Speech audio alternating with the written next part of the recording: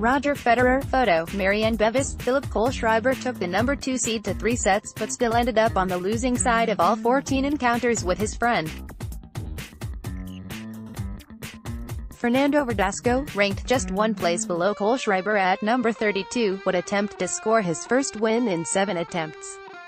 And he has never been a pushover, even if his career has been hampered by nerves and inconsistency. The left-handed former world number 7 a decade ago had made 1 major semi-final and 3 more quarters, and won 8 titles, plus making a Masters final and countless quarters at that level.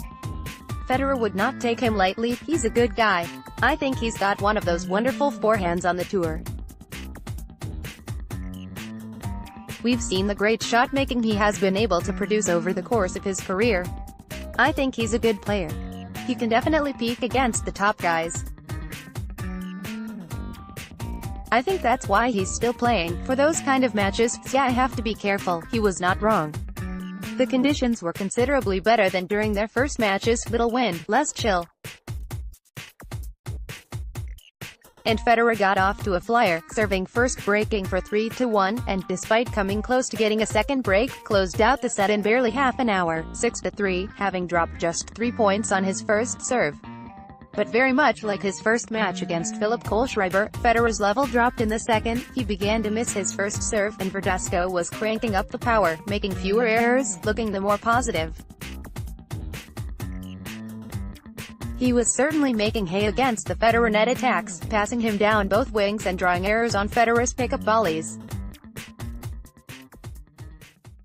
Meanwhile, the Verdasco serve was performing particularly well. Now it was his turn to drop only 2 points on his first serve in the set, and he maintained his lead to level the match 6-3, almost as quickly as Federer had done in the first. It was his first set won against Federer since the World Tour Finals in November 2009. But could the Spaniard maintain that focus and form into the third? In fairness, the Spaniard's level did not drop away, and Federer had to up his own level in the third. Both men were serving at well over 70%, but the Swiss was now close to 80, and that enabled him to make more winners at the net. Verdasco, too, dropped only 3 points on his first serve, and quickly tested Federer in the third game with a break chance. A timely Swiss ace brought the arena to its feet, and after 2 more deuces, he held. A love hold from the Swiss maintained the pressure at 4-3, and sure enough it preluded a vital turning point.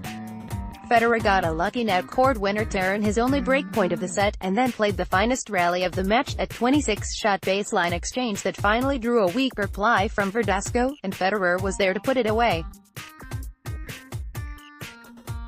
With the break done, the tension fell from his shoulders and Federer served it out to love, 6-4, after an hour and a half.